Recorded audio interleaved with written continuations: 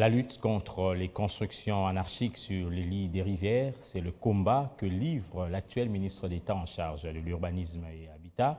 Avec ces derniers cas, Crispin Mbadou estime que l'heure est à la mise en application rigoureuse de la loi.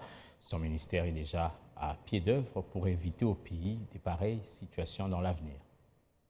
D'abord, il faut prendre la situation de manière holistique parce que la question des inondations implique plusieurs ministères sectoriels.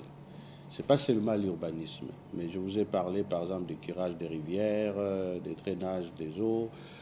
Il faut une politique de la gestion des déchets. Il faut une campagne pédagogique ou de communication pour notre population, parce que vous le savez, dans certains quartiers, la population, pas tous, mais la population parfois a transformé certaines de nos avenues ou nos rues en décharge publique. Il y a aussi l'absence d'une politique intégrée de gestion des déchets, notamment non seulement les déchets domestiques, mais aussi des déchets de plastique, de bouteilles, parce que tout ça, ça obstrue les caniveaux et ça refoule l'eau. Alors, en ce qui nous concerne, nous avons quand même des mécanismes, parce que nous avons cessé d'être réactifs, mais plutôt, on est plutôt dans la prévention.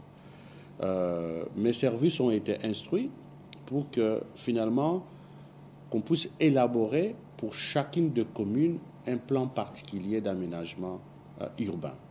Et nous travaillons, ce travail-là se fait actuellement dans le cadre d'un projet intégrateur financé par la Banque mondiale qui s'appelle Kinelenda. Et Kinelenda, nous, à ce qui nous concerne, nous avons un volet qui traite de la question de la résilience urbaine.